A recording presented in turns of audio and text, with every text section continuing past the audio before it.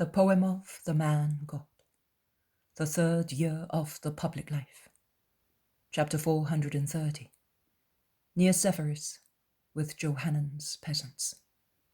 8th of May, 1946. Will they come? Matthew asked his companions, who are set in a wood of holm oaks in the lower slopes of the hill on which Sephoris rises. The Israelan plain is no longer visible, as it is beyond the hill where they are. But there is a much smaller plain between this hill and those in the region of Nazareth, and which can be seen clearly in the bright moonlight. They promised, and they will come, replies Andrew. At least some of them. They were going to leave halfway through the first watch, and they will be here at the beginning of the second one, says Thomas. Later, says Thaddeus. It took us less than 3 hours, objects Andrew. We are men and in full strength. They are tired and will have women with them, replies Thaddeus again. Provided their master does not find out, says Matthew with a sigh. There is no danger. He left for Jezreel, where he will be the guest of a friend. The superintendent is there, but he is coming as well, because he does not hate the master, says Thomas. Will that man be sincere? Asks Philip. Yes, because there is no reason why he should not be. Well, to get into his master's good graces and... No, Philip. When vintage time is over, he will be dismissed by Johanan, just because he does not hate the master, replies Andrew. Who told you? Several of them ask. He himself and the peasants, each on his own account. And when two people of different categories agree in saying the same thing, it means that what they say is true. The peasants were weeping because the superintendent is leaving. He was very humane. And he said to us, I am a man and not a clay puppet. Last year he said to me, on the master, approach him, become one of his believers. I obeyed. Now he says to me, woe betide you if you love my enemy and if you allow the servants to love him. I do not want my land to be anathematized by receiving that cursed man. But now that I know him, how can I consider that order just? I said to the master, last year you spoke differently, but he's always the same. He beat me a first time. I said, I am not a slave, and even if I were, you would not be in possession of my thought. My thought judges him to be holy, who you say is cursed. He beat me again. This morning he said to me, the anathema of Israel is in my property. Woe to you if you disobey my order. You will no longer be my servant. I replied, you are right. I will no longer be your servant. Look for another one who has a heart like yours, and who is as rapacious about your property as you are, about other people's souls. And he threw me on the ground and struck me. But the work of the year will soon be over, and at the new moon of Tishri I will be free. I am only sorry for these. And he pointed at the peasants, says Thomas. But where did you see him? In the wood, as if we were highwaymen. Micah, to whom we had spoken, had informed him, and he came while he was still bleeding, and servants and maidservants came a few at a time, says Andrew. So Judas was right. He is familiar with the mood of the Pharisee, remarks Bartholomew. Judas knows too many things, says James of Zebedee. Be quiet, he may hear you, advises Matthew. No, he has gone away saying that he's sleepy and has a headache, replies James. Moon, moon in the sky and moon in his head. It is so. He is more changeable than the wind, pronounces Peter, who has been silent so far. Yes, a real misfortune among us, says Bartholomew with a sigh. No, don't say that. Not a misfortune. On the contrary, a way to sanctify oneself, says the zealot. Oh, to damn oneself, because he makes one lose one's virtues, says Thaddeus resolutely. He's a poor wretch, remarks Andrew sadly. There is silence. Then Peter asks, But is the master still praying?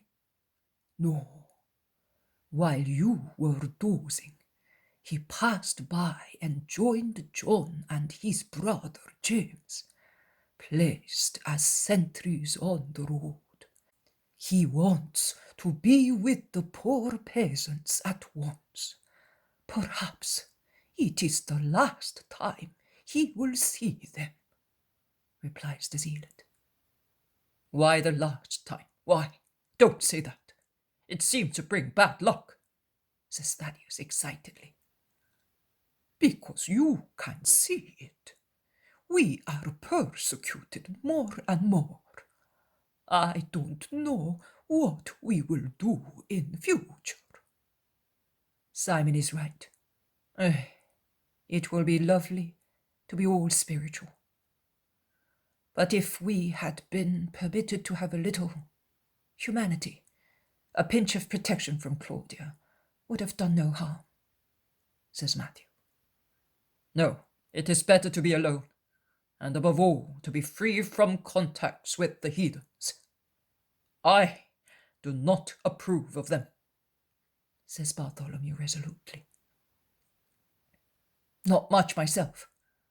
But the master says that his doctrine must spread all over the world, and that we have to do that. We have to sow his words everywhere.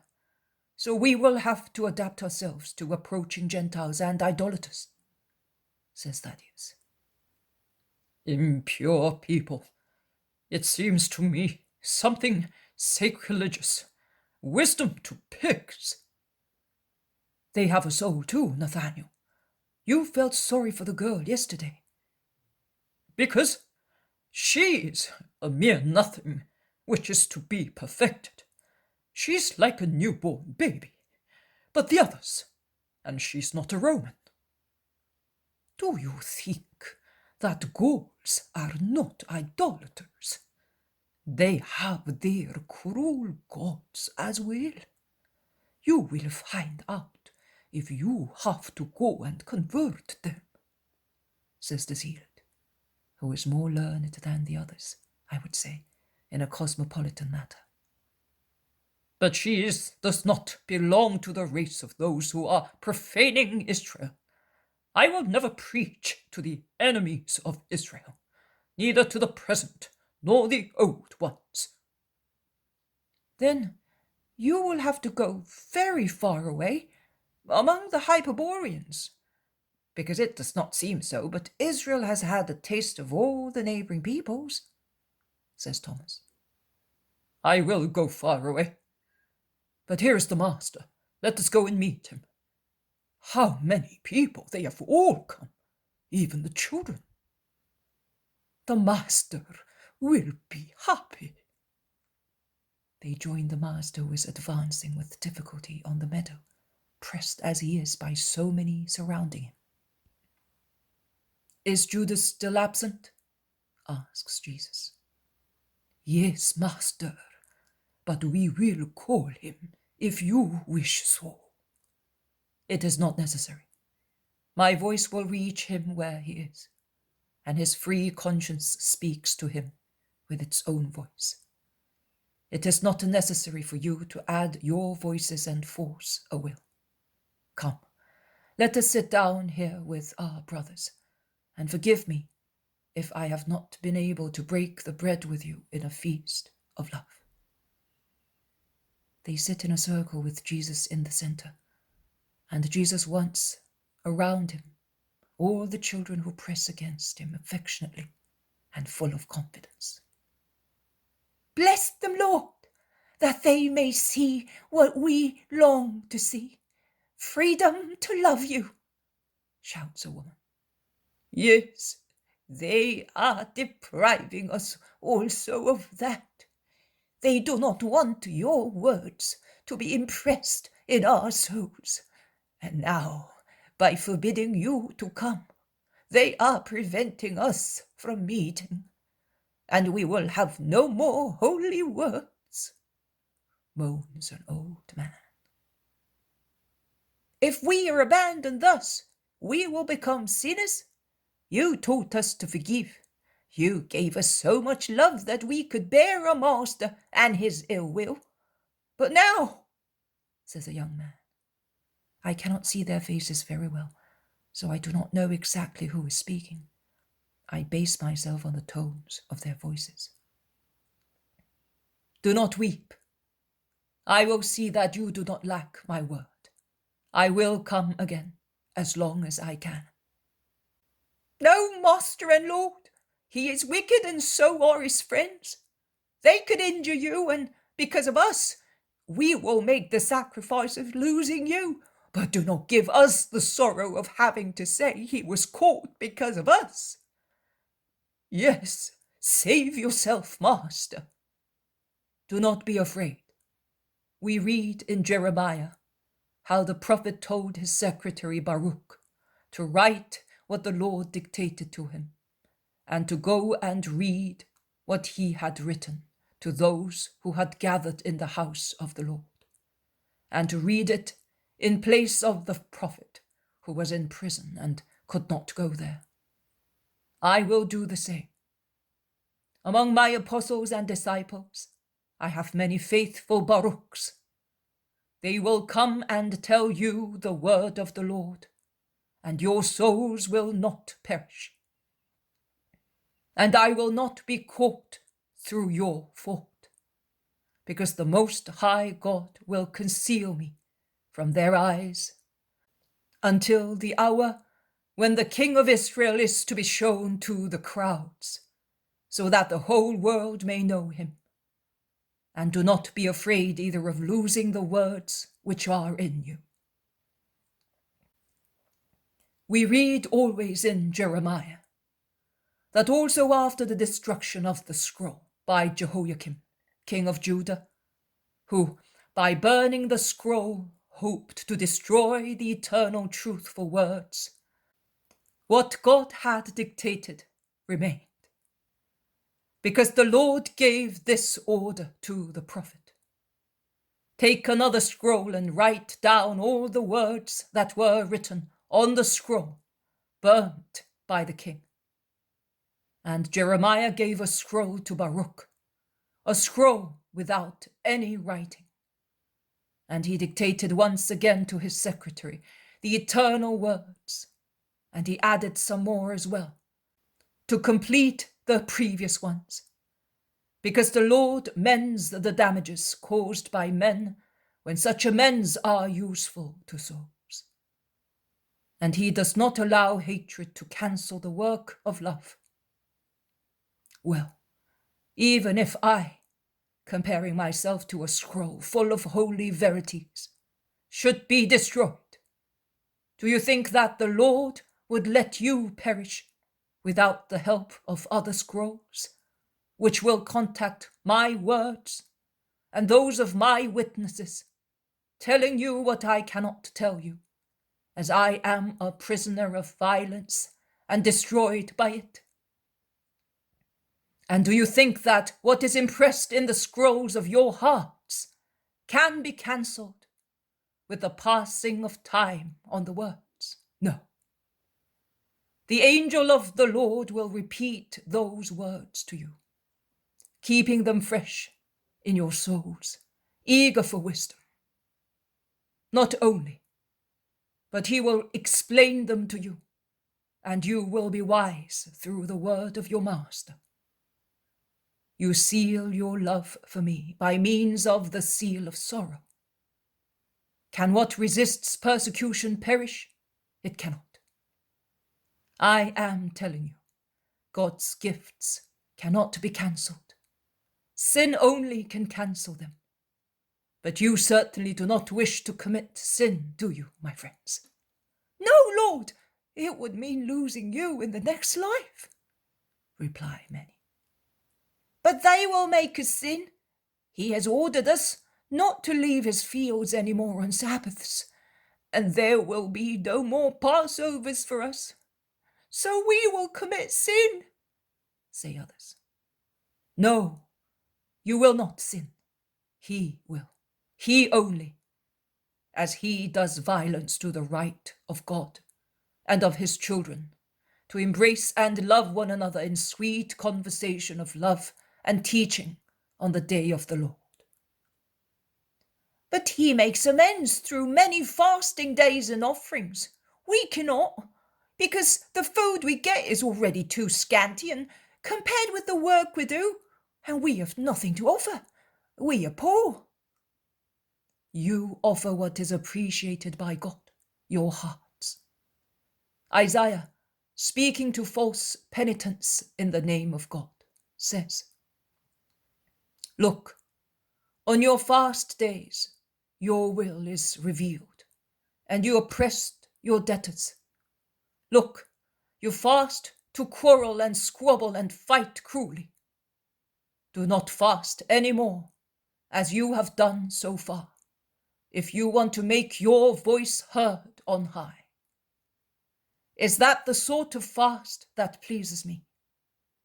That man for one day should just afflict his soul and torment his body and lie down on ashes? Is that what you call fasting?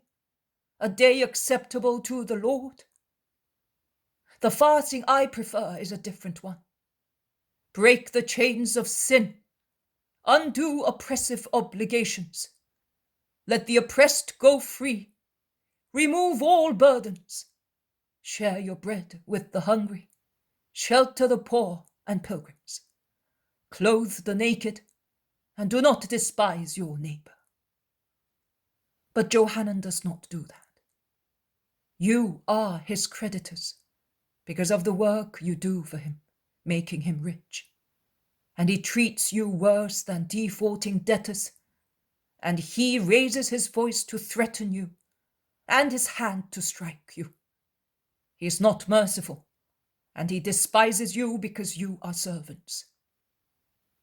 But a servant is a man, just like his master, and if it is his duty to serve, it is also his right to receive what is necessary to a man, with regard both to his body and to his spirit. The Sabbath is not honored, even if a man spends it in the synagogue.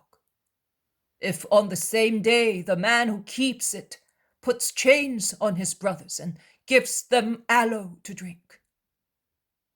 Keep your Sabbaths, talking with one another of the Lord, and the Lord will be among you.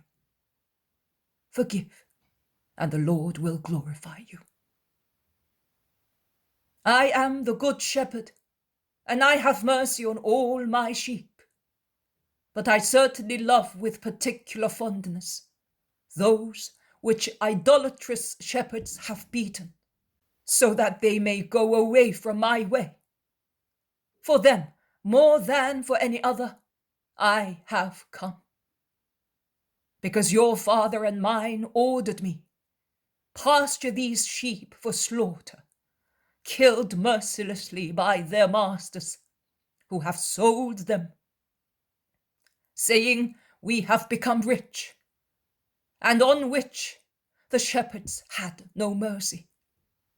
Well, I will pasture the flock for slaughter.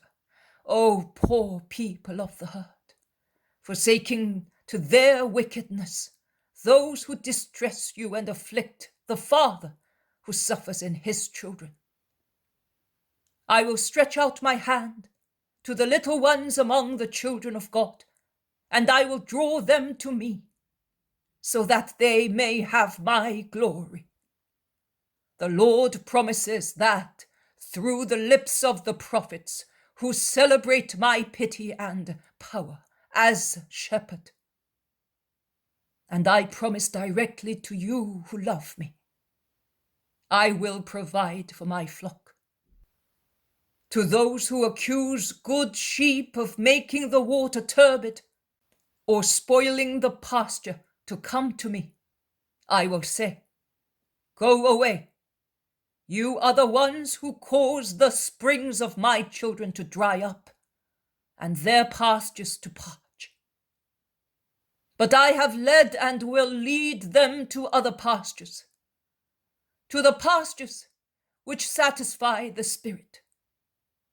I will leave you a pasture for your big bellies. I will leave you the bitter spring which you made well up. And I will go with my sheep, separating the true sheep of God from the false ones. And my lambs will no longer be distressed by anything, but they will exult forever in the pastures of heaven. Persevere, my beloved children. Be patient a little longer as I am. Be faithful, doing what your unfair master allows you to do. And God will judge that you have done everything and will reward you for everything. Do not hate, even if everything urges and teaches you to hate. Have faith in God. See, Jonah was relieved of his suffering, and Jabez was taken towards love. And what the Lord did to the old man and to the boy, he will do to you, partly in this life, completely in the next one. I have but money to give you to make your material situation less painful. I will give it to you. Give it to them, Matthew, so that they may share it. It is much, but always too little for you who are so many and so poor. But I have nothing else, materially. But I have my love and the power of being the Son of the Father, so that I can ask infinite supernatural treasures for you, to comfort your grief and enlighten your darkness. Oh, your sad life can be made bright by God, by Him alone. And I say, Father, I pray you for them. I do not pray you for the happy and rich people in the world, but I pray for these who have but you and me. Let them rise so high in the ways of the Spirit that they may find all comfort in our love, and let us give ourselves to them with love, with all our infinite love, to fill their days and their work with peace, serenity, courage, with supernatural peace, serenity, and strength, so that, as if they were estranged from the world through our love, they may endure their Calvary, and after their death they may have you, us, infinite beatitude. Jesus has prayed, standing up, slowly freeing himself from the children who had fallen asleep leaning against him. And he is solemn and kind in his prayer. He now lowers his eyes and says, I am going. You must go now to be back at your homes in time. We will meet again, and I will bring Marcien. But even when I can no longer come, my spirit will always be with you, and my apostles will love you as I did. May the Lord lay his blessing upon you. Go.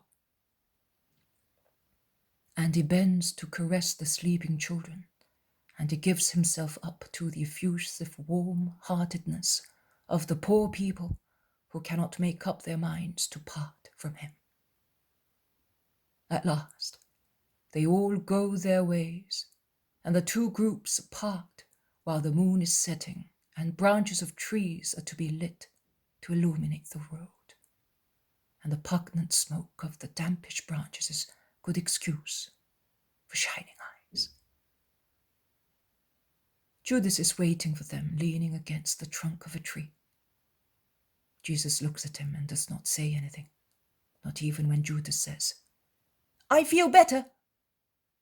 They go on thus, as best they can during the night, then much quicker at dawn.